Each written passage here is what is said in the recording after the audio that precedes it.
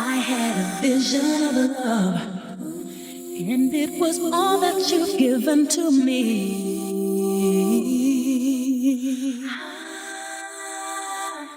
Right through the night, felt so alone, suffered from alienation.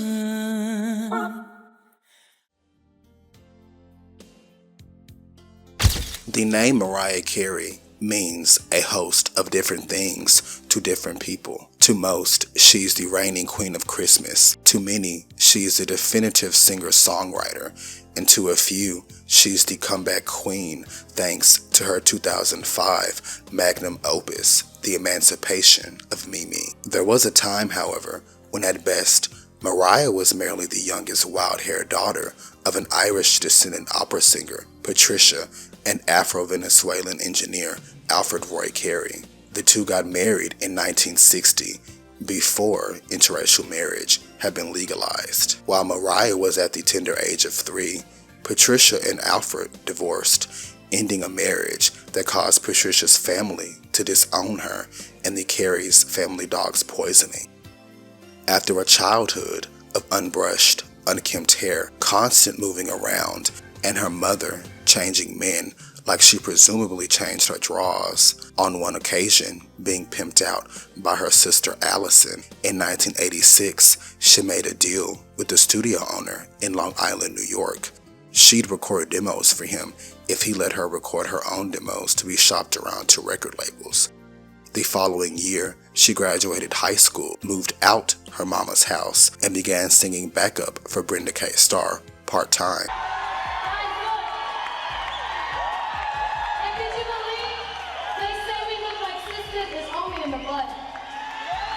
Thanks to this gig and an invitation to an industry party for now defunct WDG Records in 1988, Mariah finally seemed to have the chance to hand her tape to a bigwig. As she handed the tape to Jerry Greenberg, who was about to take over as WDG Records president, fate intervened when a 5'8", 39-year-old man snatched the tape. Basically, I was singing at the age of 4. My mother was an opera singer. I just always believed that it would happen because that's the only way to, realize your dreams. I can't explain what made me know that I wanted to do this. I used to try to write songs while I was at the hostess stand or whatever. When you're new, you have to be compared to someone. Sure. Hopefully people will respect me for my work and who I am.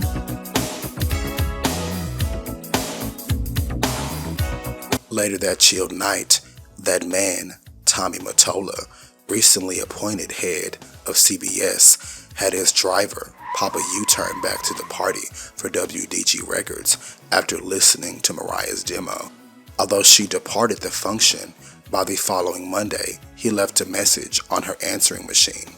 She called back, nervously requesting him by name, and in a few hours' time, she and her mother were at Mottola's CBS Records office.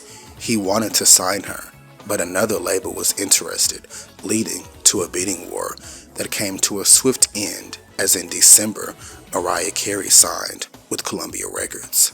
The president of Columbia, Don Einer, worked in promotion at Arista and witnessed firsthand the tactics used to transform a beautiful junior model from Newark to Whitney Houston, and soon he'd implement the same to transform Patricia and Alfred's youngest daughter. Mariah went from working various odd jobs to supplement her part-time gig as Brenda K star's backup singer to hopping from coast to coast during recording sessions. She merely wanted label backing and funding to fully flesh out the demo she worked on with Ben Margulies. But once the producers were handpicked and heard Mariah sing, that vision quickly began vanishing. Vision of Love was a composition written by Mariah and Ben that was on her demo and started off as a 50s sort of shuffle. The arrangement and tempo were altered, guitars and bass were added, with Ben adding programmed drums.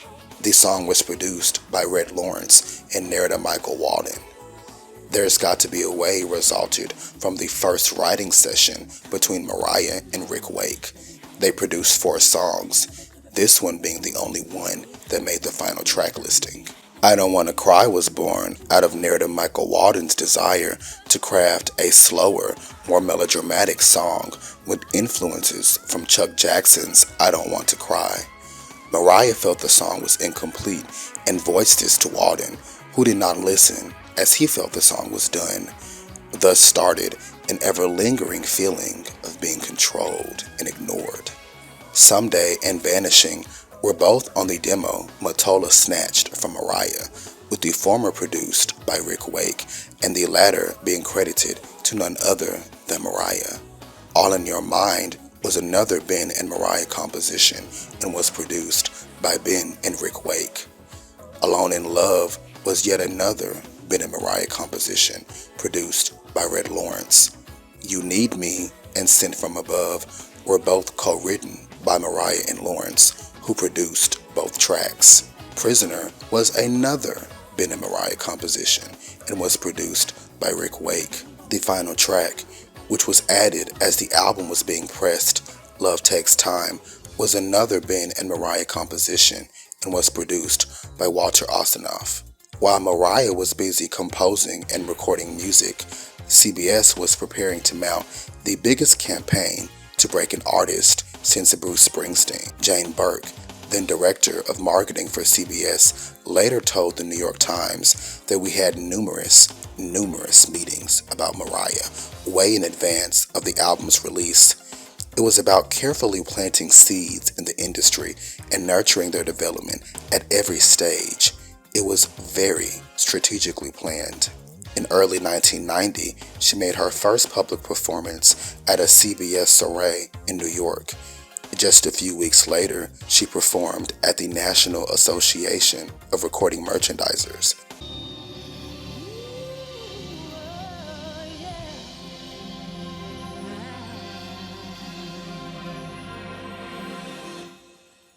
Treated me kind, sweet destiny, carried me through desperation to the one that was waiting for me. It took so long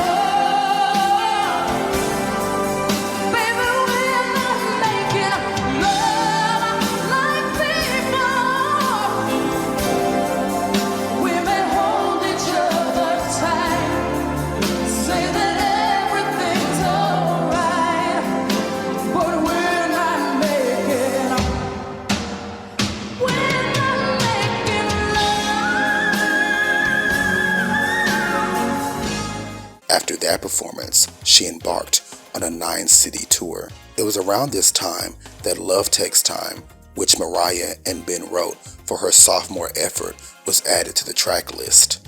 It took over 3 days for the song to be fully produced, mastered, and added to her debut, which was to be eponymously titled. The first single, Vision of Love, was also chosen. Vision of Love was released on May 15th, 1990. According to Lore, a video was commissioned in April, but it was deemed unimpressive, so another budget and production later, the video, which would go on to be known worldwide, was complete. In early June, the single debuted on the Hot 100 at number 73, whilst also debuting on the R&B charts. Per a mention in Billboard magazine's Rhythm and Blues section, CBS was amping up its promotional efforts, sending out posters and cutouts of Mariah to record stores.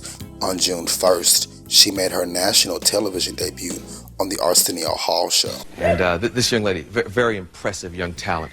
She wrote and helped produce her first album. She's making her national television debut.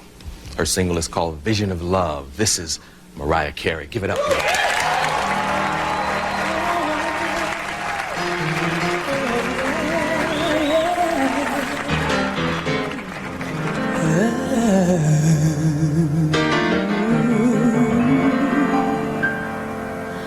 Treated me kind,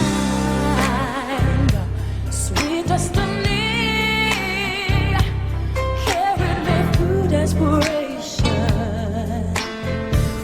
to the one that was waiting for me. It took so long, still I believed somehow the one that I needed would find me eventually. Vision of love, and it was all that you've given to me. Yeah. Prayed through the nights, felt so alone, suffered from alienation. Oh, I carried the weight on my own, had to be strong. So I believed, and now I know I've succeeded in finding the place I can see. Vision of love, and it was all that you've given to me. I had a vision of love, and it was all that you've given me. 4 days later, on June 5th, to a TV audience of millions, Mariah performed America the Beautiful before Game 1 of the NBA playoffs. Ladies and gentlemen, please welcome Columbia recording artist Mariah Carey for the singing of America the Beautiful.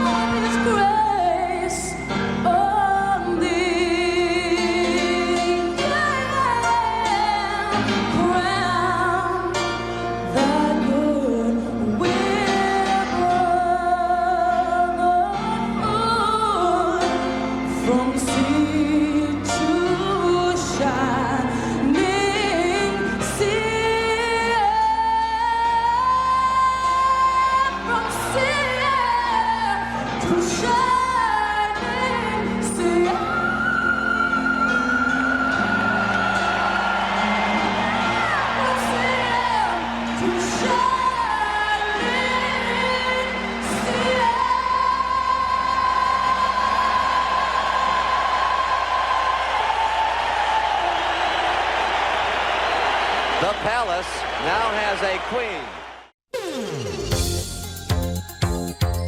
A week later, her debut album was released. The Chicago Tribune's review read, Mariah Carey, who stakes her claim with a powerful, expressive voice that invites comparisons to Whitney Houston. Carey's current top 20 single, Vision of Love, is just the tip of the iceberg.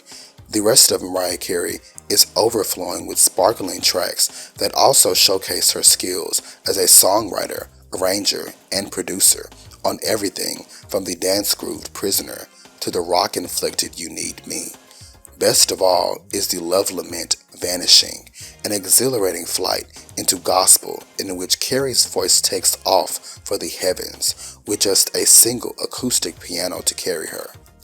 Entertainment Weekly wrote, debut of R&B singer with astonishing vocal range and high ideals. At her best, her singing burns with an innocent flame, but the content of her songs is often thin. The New Straits Times wrote, Mariah Carey, a relative newcomer to the scene, covers an interesting spectrum of contemporary styles on this debut. She's a better singer than lyricist, as songs like I Don't Wanna Cry and There's Got to Be a Way, yet another limp pop song about the homeless, show. But most of the tunes don't quite provide the right settings for her to stretch her vocal cords. The Philadelphia Inquirer's Tom Moon wrote, Carey's debut was over 2 years in the making, and it shows. The selections range from hopelessly average dance pop to ballads swiped from Whitney Houston's Assembly Line. They're competent, but not stirring. With the exception of Sent From Up Above and Someday, Carey's material lacks currency. There's the sense that, as recording of Mariah Carey progressed, the singer's coaches took their cues from whatever was new on the pop charts and wound up a beat behind. Though she has a 4-octave range to rival the late Minnie Riperton, Carey has yet to harness it effectively. She sings with righteous, full-throated zeal whenever she approaches the chorus of Vision of Love, but her gale-forced crescendo feels natural only the first time. Such mechanical interpretation calls Carey's sincerity into question on There's Got to Be a Way and mars more than one torchy but rarely intimate selection. The Boston Herald wrote, Mariah Carey arrives heavily hyped as the new Whitney Houston. She's got fashion model looks, an amazing vocal range, a hot single, and the fast-rising debut album. Carey, thankfully, it's not stuck so firmly in the middle of the road as Houston, but her songs do tend towards standard dance pop. If she'd come along 10 years ago, we'd probably be calling her the new Donna Summer. Carey's voice shares some of Summer's endearingly husky emotionality. But it's not the material, and it's certainly not the all-too mundane production that makes this album intriguing. It's Carey's pipes. Just when you're about to rate her singing as only slightly above average, Carey startles you by soaring high, where only piccolos and Minnie Riperton ever ventured before. She definitely knows how to grab your attention. Mariah Carey doesn't present a fully developed artist, but if you're looking for a great promise, it's right here. Robert Christgau's review read, I swear I didn't know her mama was an opera singer, but I'm embarrassed that I didn't guess. She gets too political in her brave, young idealistic attack on war, destitution, and sorrow. Couldn't we accept each other? Can we make ourselves aware? Elsewhere she sticks to what she doesn't know. Love. Debbie Gibson, all is forgiven. Later that same month, Stephen Holden compared Mariah to Whitney Houston in a Pop Life article in the New York Times, writing, Mariah Carey introduces a pop gospel voice that is impressive in its power and range and that has elaborate vocal embellishments strikingly reminiscent of Whitney Houston's. In fact, narrator Michael Walden, one of 3 producers who worked on Miss Carey's record, also produced Miss Houston's 1985 debut. The album debuted on the Hot 100 at number 80 for the week ending June 30th. The following month, Mariah appeared on Good Morning America, where she addressed the Whitney Houston sound-alike rumors. Mariah Carey has been called the pop Cinderella of 1990, and as it turns out, there is a bit of the fairy tale in her story. Just 20 years old, Mariah released her debut album a mere 5 weeks ago. The album, called simply Mariah Carey, has already shot to number 13 on the Billboard pop charts, and the first single, Vision of Love, is number 2. And she's going to sing Vision of Love in just a few moments, but first, a little time to chat. Nice to have you here. Nice to be here. 20 years old and already that far up. That's pretty fast, isn't it? I guess so. You've been singing for a long time, though. This is not an overnight thing. No, I've been singing since I was 4. 4? Mm-hmm. Before the sides of the crib were down, you started singing? Or? My mother is a vocal coach and an opera singer, so I had the influence around me. There was always, you know, music playing in my household. My brother and sister are 9 and 10 years older than me, so they would be playing like Aretha Franklin, Stevie Wonder, Gladys Knight. My mother would be playing Sarah Vaughan or Billie Holiday, so I had those influences as well as the opera influence. So I just sort of gravitated more that way. You know the music business better than I. 20-year-olds don't wind up with number 2 singles within 5 weeks. Some do. First, every clip. I mean, I read about 6, 7 printed articles about you. Every one of them mentions a similarity in voice to Whitney Houston. Does that drive you crazy? No, I mean, when someone's new, they need to compare you to someone so they know how to categorize Frame you. of reference. Right, because no one knows who I am. So, I mean, it would be really arrogant of me to assume that they weren't going to compare me to someone, you know what I mean? So she's a, you know, very gifted vocalist, but hopefully as people come to know my singing and my songwriting, I'll be known for who I am and the music that I Well, with an album that's doing so well, so fast, they're sure going to know you pretty soon. And it's a pleasure to have you sing. We'll take a break and you'll come back and sing with us? Great. Great, thank you. Thank you. With Richard T. on piano, and with Billy T. Scott and Patrick McMillan providing backup vocal, here's Mariah Carey.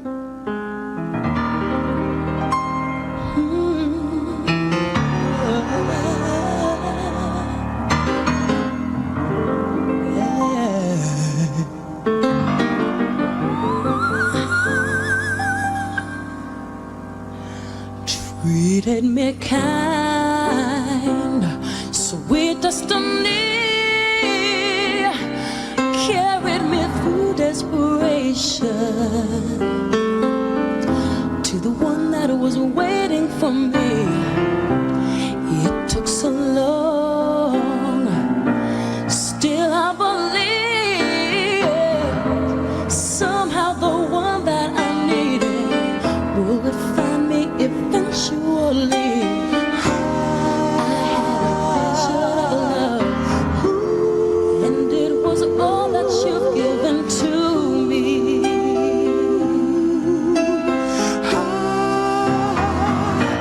Pray through the nights, felt so alone, suffered from alienation. Carried the weight on my own, had to be strong, so I believed, and now I know I've succeeded in finding the place I conceived. I had a vision of love, and it was all that you've given to me. I had a vision of love,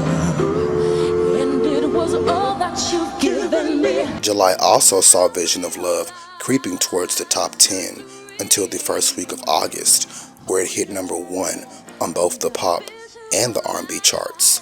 It remained a number 1 pop hit for 3 weeks, and it kept the top spot on the R&B charts for 2. That month, she also shot the music video for her second single, Love Takes Time, in Venice, California. That heaven has sent down to me. You treated me kind, sweet destiny, and you know that you did. And I'll be eternally grateful. Oh, yeah. Holding you so close to me. Through the night, Right through the night. So faithfully. knowing the one that I needed would find me eventually. I had a vision of love, and it was all that you've given to me. I had a vision of love, and it was all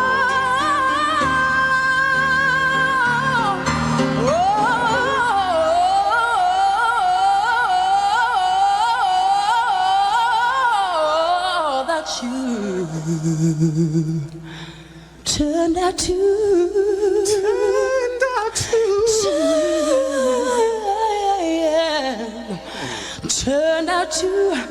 be,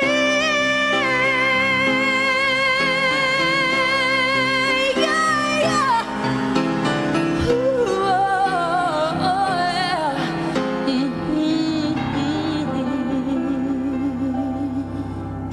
It seemed the wild, golden-haired child of Alfred and Patricia Carey willed her dreams into reality, no thanks to having a friend in a rather high place. Well, maybe a little.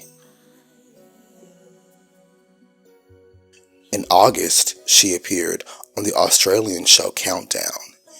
The Rolling Stone published an article in their August 23rd issue with the headline reading, Mariah Carey, Building the Perfect Diva, and an article that read, in a rehearsal studio in Midtown, New York, Mariah Carey is singing Vision of Love over and over.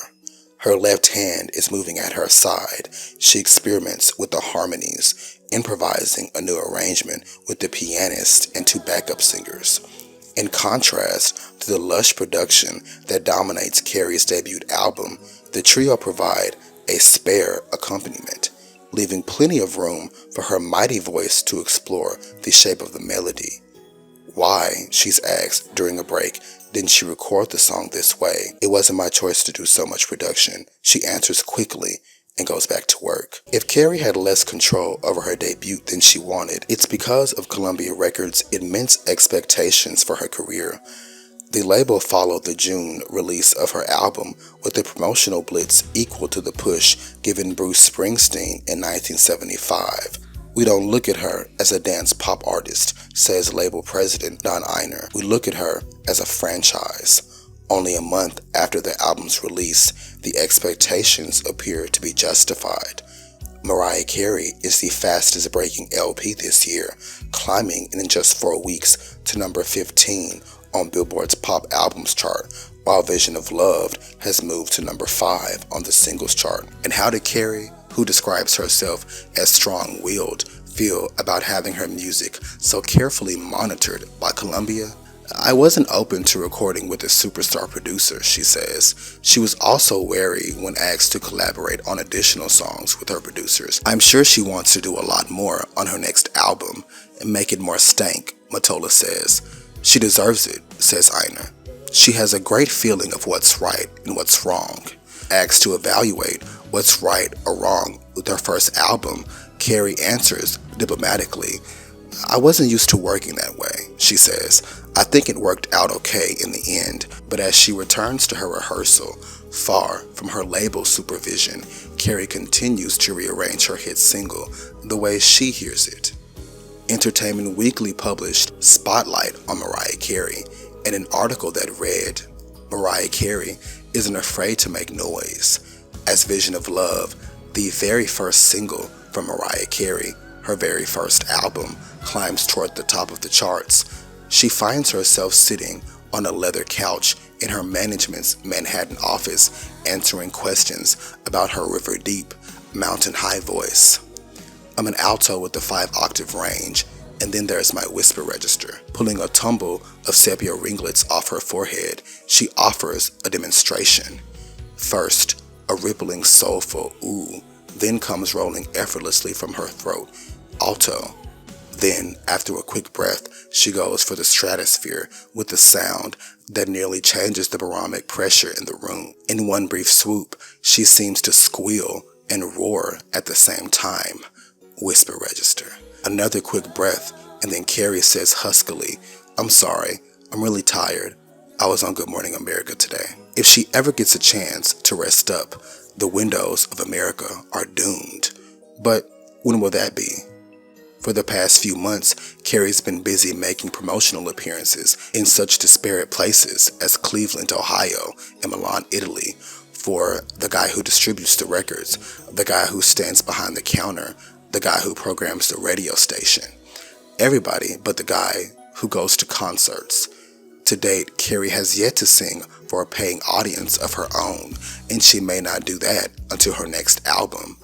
So, Columbia Records, her label, has been using radio and television to market her gospel-heavy pop sound. Vision of Love, with a pyrotechnical vocal that resembles the work of Whitney Houston, was the #2 song in the country last week, and her debut album has already surged into the top 10. It all seems like a dream, says the 20-year-old New York native, who says she wanted to be a singer since she was 4. Speaking on the production of her album, it got to be a headache. Different drum sounds, different synths, the strings weren't loud enough. The intense scrutiny did mean, however, that Columbia considered Carey to have significant commercial potential, and she has now realized it with the help of a major promotional campaign featuring Carey in tight, low-cut clothing. She's not a churchgoer, but can rattle off all her gospel favorites, from the Clark sisters to Al Green. Not on the list, however, is Whitney Houston.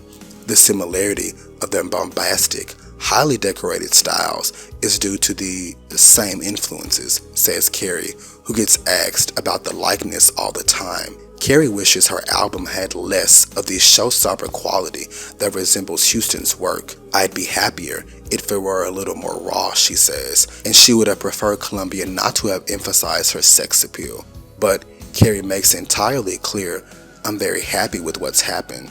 I've got a great record company. It has helped her achieve remarkable success, which she has barely had time to contemplate. It's hard for me to feel that it's real. I can't touch it. I still feel like the same person who's been striving for a long time. I still feel like me. August also saw the release of the aforementioned single, Love Takes Time, as well as a gold and platinum certification for her album. Billboard magazine positively received the single, writing, "Stunning second power ballad from Carey's outstanding platinum debut album is everything you would expect from the singer and more. Track will no doubt match the multi-format smash success of its predecessor." The video for Love Takes Time was directed by Jeb Bean and Walter Masser and featured shots of Mariah looking sad and sexy by the Pacific Ocean. On September 6th, Mariah attended the VMAs. 4 days later, she appeared on the Arsenio Hall show. Sing it. She'll sing it. You treated me kind. No, Mama. Okay, I'll Sing that song. Thank you very much. Thank you. Mariah Carey singing Vision of Love. Kick it, Sandy. You don't need me, but I know that you do, and I feel that you do inside.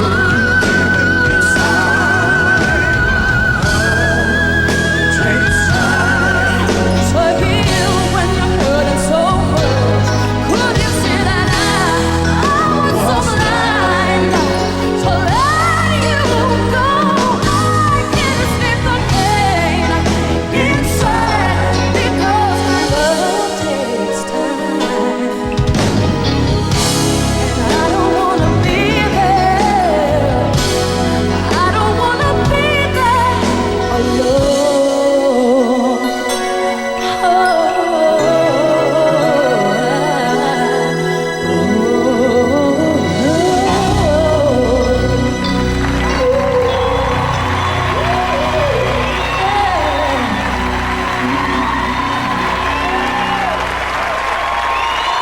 Love Takes Time debuted on the Hot 100 for the week ending September 15th at number 73 and on the R&B charts at number 70. Vision of Love was still a top 20 hit, clocking in at number 12. Within 2 weeks, Love Takes Time was already in the top 40. Around this time, she appeared on Video Soul. Welcome back to Video Soul. At only 20 years old, this singer-songwriter is being groomed for huge success and superstardom. She doesn't have that already. Her self-titled debut album has 2 singles simultaneously riding the charts, and the word has it that the best is yet to come. Please help me welcome the lady who can boast a 7-octave vocal range, and there are many that can say that. I don't know of any, really. Mariah Carey. Hi, Mariah. Hi. How you doing? Good, how are you? Oh, great. It's really good to see you. We've been looking forward to this day for some time. So have I. I mean, you came on the scene in a big way. You know, I was telling you before we came on that the packaging on your CD single, before I even listened to the record, just the packaging, I said, this woman must be bad because they put a lot of money in this packaging. There's got to be something good inside here. It turned out to be a #1 song on all the charts. How'd that feel to have, I mean, a song that was the song? I mean, for that particular point in time, I mean, for all radio stations, that was the song, Vision of Love. It felt incredible, especially because I wrote the song to know that people were enjoying it, you know, and getting something out of it when I put so much into writing it, and it's a very emotional song for me, so it was amazing. What was the motivation for the song? It's about sort of everything that was happening in my life at the time. I wrote it when I had just signed my record deal with Columbia, and everything was going really well in my life, and it was a pretty amazing turning point, and that just inspired it. Okay. How did you get your deal? Okay, I was a backup singer for Brenda K and she became like my best friend, and everybody who met me, she would say, oh, you got to hear my friend Mariah. You know, she's 18 years old, she writes all her own songs. So she brought me to this party, and she introduced me to Tommy Mottola, who's the president of CBS Records, and handed him my tape.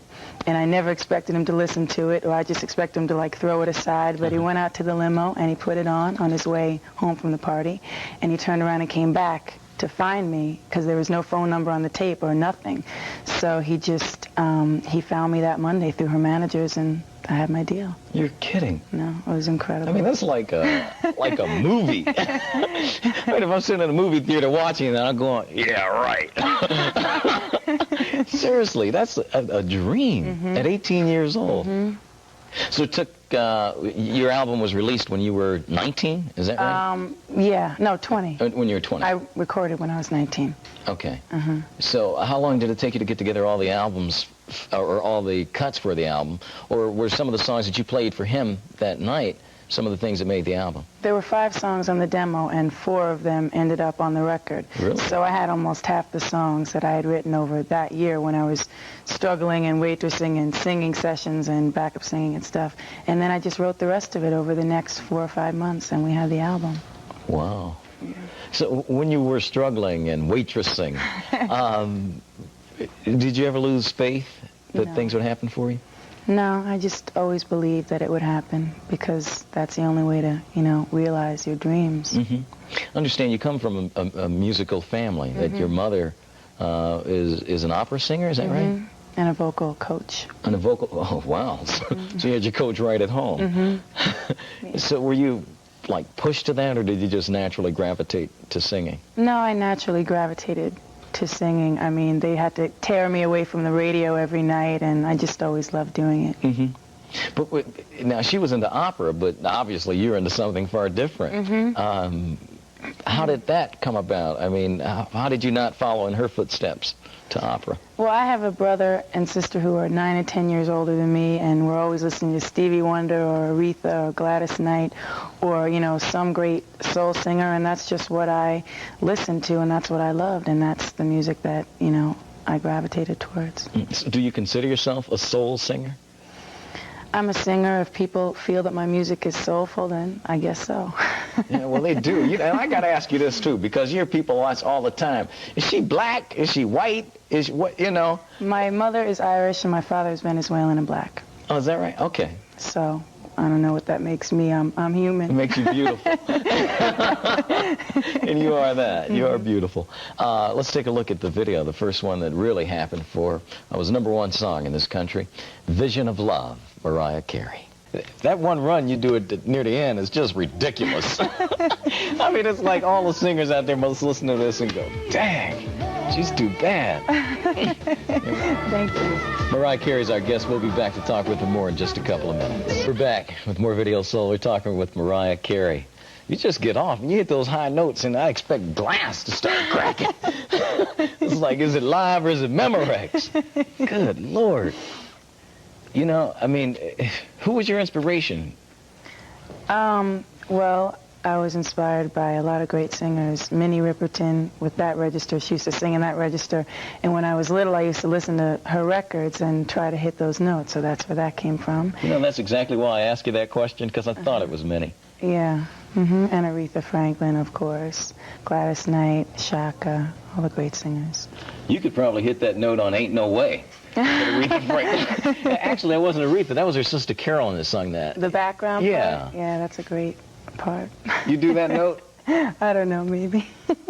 Would you do it here for us? We'll chip in. Oh, I don't think I can do that right now. Next time.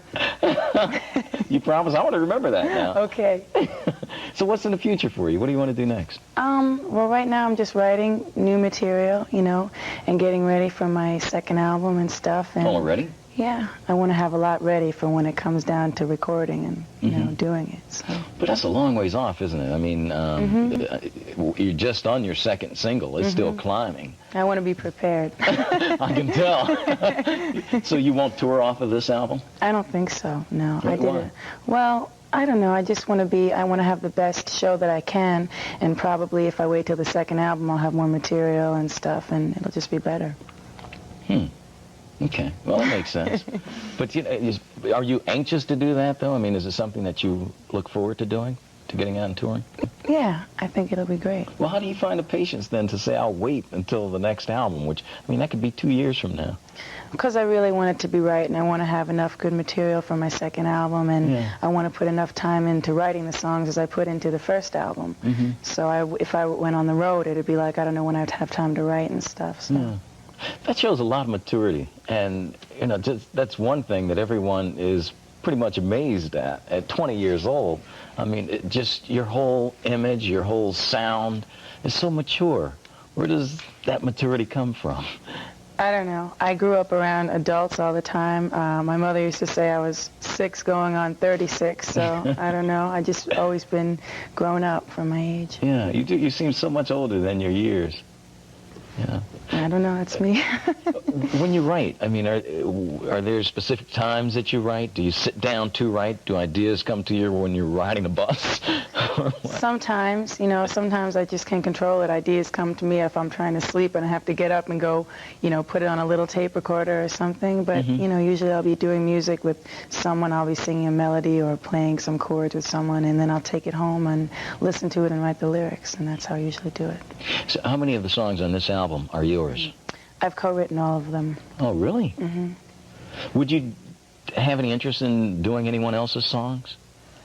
If someone presented an incredible song to me that I loved, you know, I'm sure I wouldn't deny it, but I really love writing almost as much as I love to sing, so that's a major part of what I do. What about for other people? Do you write things for other people? I haven't yet, you know, it's like I have to get my best material and keep it for myself because I'm still new, so. Maybe you could write something for me. Give me your throwaways, things that you don't want. I have a 1-octave voice, and you're listening to it now. I would definitely have to rap. Can you write rap? I don't know, maybe. I don't think so. Let's take a look at another video. This is the most recent song from Mariah Carey, which is really nice. It's called Love Takes Time. Mariah Carey on Video Soul. Mariah Carey on Video Soul. And you sing with such emotion. I mean, could you sing anyone else's song like that? I mean, it seems like it's your baby. I mean, you... I think that has a lot to do with it, writing the song. You get more emotional because they're your words, you know? When you write, do you just write lyrics? Do you write the music as well? I do the music with someone else, usually. I mean, I play piano very poorly, so it's kind of easier for me to work with someone else, and I'll sing a melody and play them my outline, you know, and then go home and write the lyrics. Yeah. God, you just blow me away. I mean, it's your videos and everything is so romantic. You know, and you can tell it's just from the heart. You know, you are a hopeless romantic, aren't you? I don't know. It appears that way to me. I guess so. On the personal side, what's in the future for you? I mean, marriage, is there someone special in your life, or? I don't think I'll get married for a while. I'm just doing my career right now, and I feel really fortunate to be able to do this, so I'm going to focus my energies towards this right now. Yeah. Well, continued success. Thank you. In October, Mariah performed a showcase at the Tao Club in New York and made her first appearance on Saturday Night Live. She also appeared on the British Des O'Connor show. And now I wonder why, feeling down and cold. believe that you're gone. Love takes time to heal when you're hurting so much.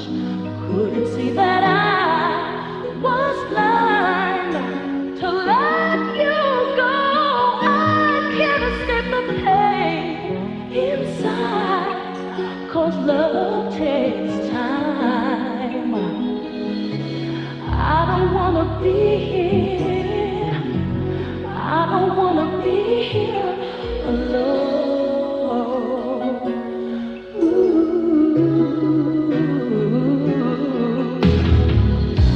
I'm losing my mind from this hollow in my heart. Suddenly I'm so incomplete. Yeah. Lord, I'm needing you now. Tell me how to stop the rain. Tears are falling down endlessly. Whoa, love takes time to heal when you're hurting so much. Couldn't see that I was blind to let you go. I can't escape the pain inside, 'cause love takes time. And I don't wanna be here. I don't wanna be here alone. You might say that it's over. You might say that you don't care. Oh, you might say you don't miss me, you don't need me, but I know that you do, and I feel that you do inside.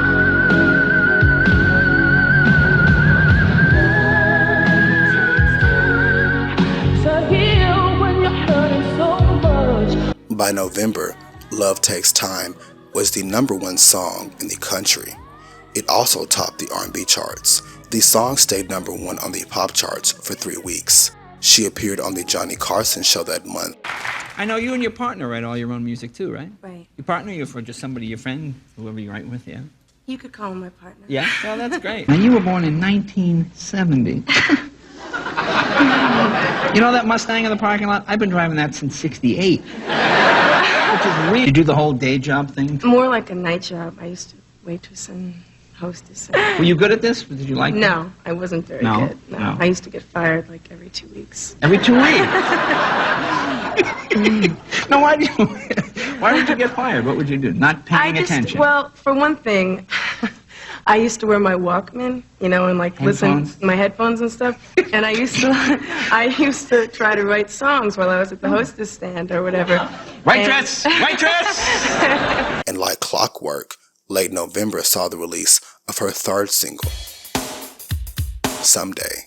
Billboard magazine had this to say: one of the front-running pop divas of the 90s picks up the pace with this contagious New Jack-inflected popper that has already proven irresistible at pop radio. The video, which was shot in October and directed by Larry Jordan, features shots of her performing at a New Jersey high school. In January 1991, the Grammy nominations were revealed, and Mariah was nominated for Best New Artist, Song and Record of the Year for Vision of Love, and Best Pop Performance. Someday debuted on the Hot 100 for the week ending January 19th, 1991 at number 37, meaning out the gate it was a top 40 hit, and number 83 on the R&B charts. On the 22nd, Sony Music Video released the first Vision, a collection of videos and performances detailing the making and marketing of her debut.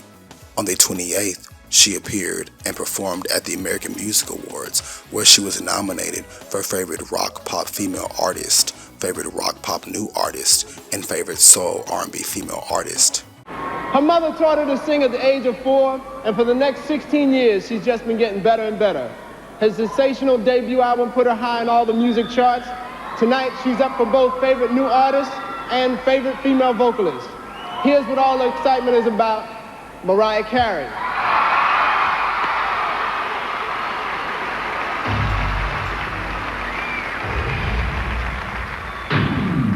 Maybe now you just can't conceive that there'll ever come a time when you're cold and lonely.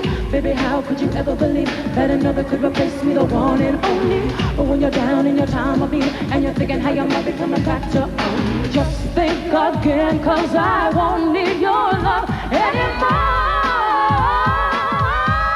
Yeah. You were so blind to let me go. You were headed over. You didn't know, no one you'll find will ever be closer to all your dreams than me.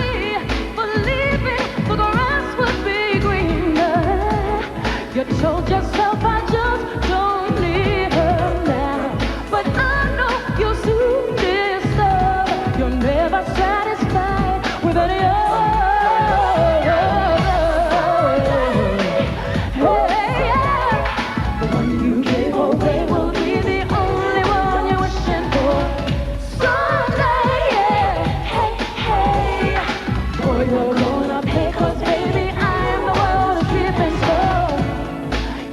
Change your mind and call my name. Soon as you find they're all the same. And when you find yourself all alone, don't come back crying. You should have known. Believe me, I'm not pretending. It's not hard to resist this ending now, 'cause I know you'll soon discover you're leaving me.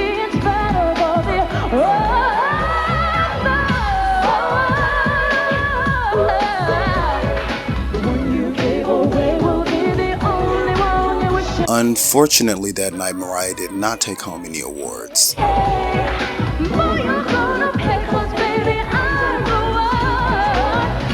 By February, the song was a top 10 hit, and come the 20th, Mariah Carey was a 2-time Grammy Award winner, taking home trophies for Best Pop Vocal Performance and Best New Artist. I'd just like to thank God for the blessings that have brought me here. Thank Tommy Mottola for believing in me from the beginning and helping me so incredibly much. My mom for encouraging me always, my whole family, and Don Einer and everyone at Columbia Records. And I'm just really thankful, and that's it. For all the singers out there who are young and want to make it, what advice would you give them? Stay with it. Keep singing. Never stop believing in yourself. And pray and do your best. Come March, Someday would hit #1 on the pop charts and peak at #3 on the R&B charts. She also won 3 Soul Train Awards. 9 months after its initial release, her debut, Mariah Carey, hit #1 on the top albums chart. March also saw the release of another single, I Don't Wanna Cry.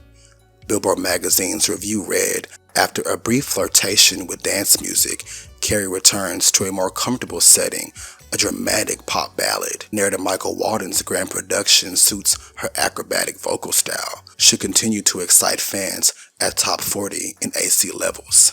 The video, which repaired her with director Larry Jordan, was filmed in a large Midwestern home in Mays and once again saw her looking sad and sexy. She appeared on the cover of the March 3rd issue of Jet magazine with text that read, Mariah tells why she looks white but sings black, an article that went, like former Rick James sidekick Tina Marie and the popular members of New Kids on the Block, songstress Mariah Carey finds herself on the receiving end of routine remarks insisting she's just another white singer trying to sound black. But this frivolous accusation is way over the fence in the ballpark of reality for the 20-year-old rising New York starlet whose fair complexion and fine sandy-colored mane clearly result from the genetic fusion of a black Venezuelan father, Washington, D.C. aeronautical engineer Alfred Roy Carey, and Irish mother, New York voice coach Patricia Carey. Saying she's a combination of all 3 nationalities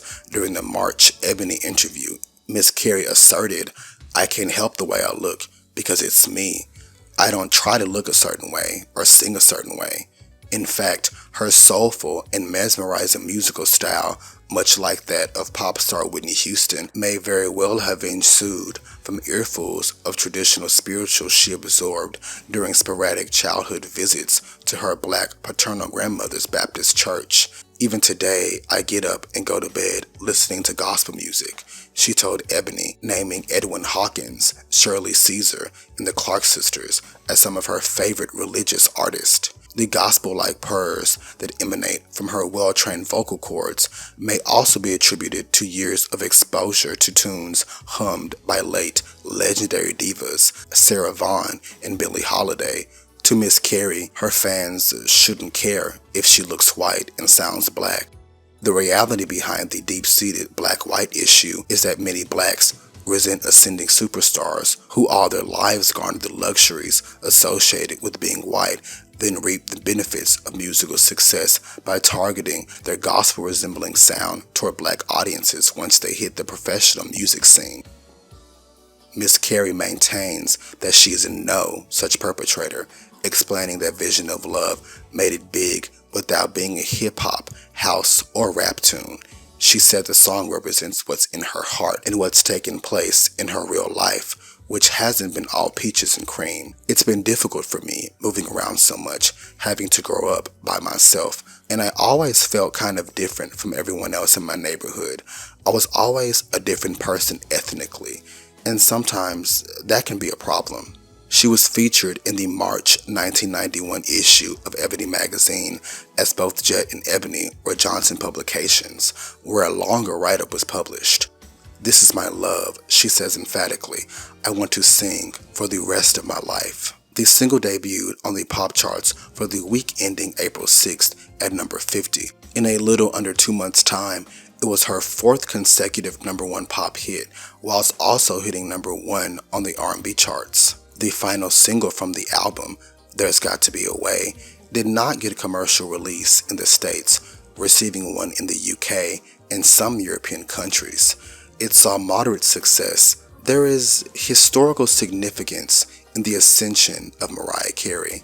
Her mere existence as the product of an interracial marriage that predated Virginia v. Loving would have been the bane of long-dead legislators behind anti-miscegenation laws. Alfred and Patricia had 2 other kids, Allison and Morgan. Throughout her childhood, her older siblings lamented her for being the golden child, as she had blonde hair, while Allison and Morgan had dark, even black hair. For her to even have had the courage to address her identity when the consensus was that she was just a white girl who could sing was bold and gave voice to the millions who have experienced the same ignorance. Think of it like this. How is America to label a little girl who is repeatedly called the N-word in 8th grade as a white girl? Furthermore, how is that girl who, despite having a father of African ancestry, developed a deep admiration for Marilyn Monroe and not Dorothy Dandridge? Well, that is simply due to the complexities of being biracial. She wrote in her 2020 memoir, The Meaning of Mariah Carey, having one black and one white parent is complicated, but when you are a little girl with a white mother, largely cut off from other black women and girls, it can be excruciatingly lonely. During the press junket for this album, many an interviewer remarked at her poise and maturity. As barely hinted at in her responses, she had a rough childhood that made her mature early. The girls that called her the N-word lured her in under the guise of having a sleepover, only to crowd her in a corner and call her the word that rhymes with bigger. Her mother, unsure what to do with her child's ever-changing hair textures, cut bangs in her hair. Her older sister quite literally threw scalding hot tea on her, offered her cocaine, gave her Valium, and lured her to be alone with a strange adult man, all before she reached 18. Yuck. Lived experiences such as those are more than enough to turn a wistful child into a stoic, street-smart young adult wise beyond their years. As Mariah's star rose, she and Mottola grew closer, and eventually began dating. More on that later. Her winning 2 Grammy Awards, specifically Best New Artist, brought credibility back to the Grammys, who just a year prior gave Milli Vanilli the Best New Artist Award. And well, we know how that went. In June 1990, Mariah Carey's success has been notable. With a huge promotional push from her record company, Carey's Vision of Love has sold over 4 million copies and captured the singer 2 Grammys, including Best New Artist. You wanted to be a professional singer ever since you were 4. How did you really know then? I mean, really know it in your soul? I can't explain what made me know that I wanted to do this, but I think it had a lot to do with the fact that my mother was a professional singer and sang with the New York City Opera when I was a little girl. Did you actually know at 4 that you could sing, too, that you had a good voice? I knew I liked to sing, and my mother encouraged me and said, you have a really nice voice. By the summer of '91, Mariah Carey was 5 times platinum, and instead of going on tour, as many speculated she would, Mariah was putting the finishing touches on her next album, one that she put some stank on, and no doubt was inspired by the emotions newfound fame and newfound love brought her.